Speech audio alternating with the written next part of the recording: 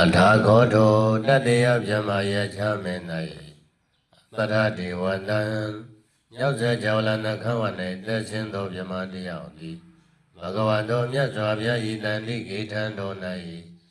ယေကေစီသာယိတောကာတာကိုအဘာတိရွတ်ဆိုပြီး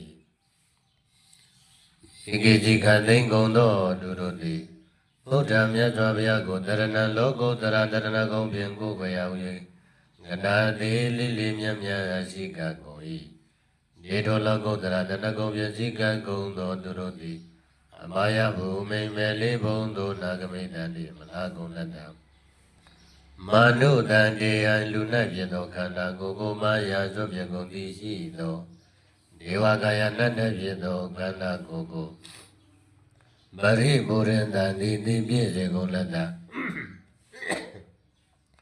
ဘဂဝါမြတ်စွာဘုရားဣတိယန္တငါယာတို့ကိုတကိတာယေဘုမြောခြင်းကမယံကျွတ်တို့တိမန္တမတမယဤတရားတွင်တို့အာဂတလာကုန်တရားမှာဖြစ်ကုန်၏အထာခောထောနတ်မြမမြတ်စည်းဝေသောခန္ဓာ၏ဘဂဝါမြတ်စွာဘုရားသည်ဘေကုယန္တငါယာတို့ကိုအမန္တိတိခေါ်၍မိန်တော်မူ၏ဂေယမန္တိတိအဘေသို့မိန်တော်မူတနည်းဟုမူဘေကုယန္တောတတသုလောကတသုတုဇကုကုန်သောလောကတတို့၌ဝတံတနေကုန်သောဒေဝတာနတ်မြမတို့သည်နထာဂတငါဘုရားကို၎င်းဘေကုတံကင်္စာယတငါရပေါင်းကို၎င်းနတနာယဘုမြောခြင်းငါယေဘုံယေနာတဏိပတိတမြတ်တော်အပြင်ဇီဝေလာရောက်ကြကုန်သည်ဝန္တိဖြစ်ကုန်၏ယေဘေကွေယံတောအတိတမထာနလွန်လေပြီးတော်၌အရဟံသောဘုဇောတုကိုခံတော်မူထိုက်ကုန်သောယေပိတေတမတံဗုဒ္ဓခြင်းဘုရားသခင်တို့သည်အဟေတုံဘုဒ္ဓမူကုန်ပြီ